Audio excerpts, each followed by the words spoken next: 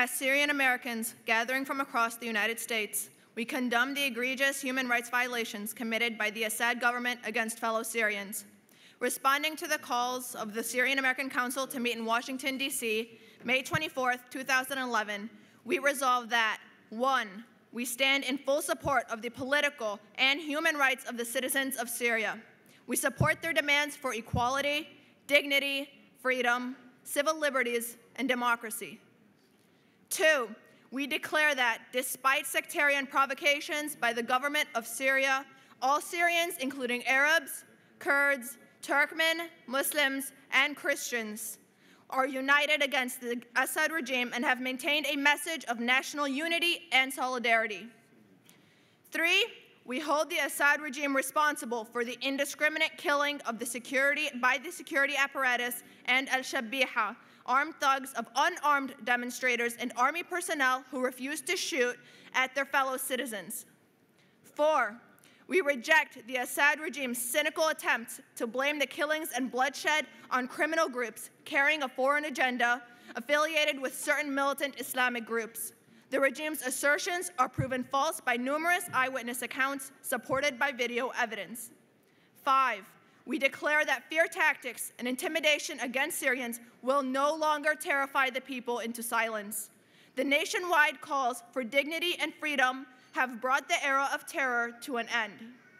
6, we pay our deepest respects to our fallen heroes, to whom we will be eternally indebted for their ultimate sacrifices.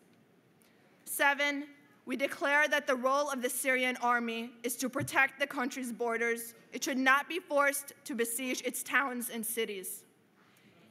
8, we demand that the Syrian government rein in its security apparatus and al-Shabiha, put an immediate stop to the indiscriminate killings, lift the siege on all Syrian cities, and allow the delivery of food, water, and medicine to the besieged cities without interference by the security forces.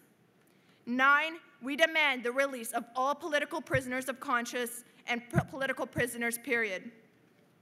10, we declare that a government that chooses to brutally crack down on unarmed demonstrators and massacre its citizens has lost all credibility and legitimacy.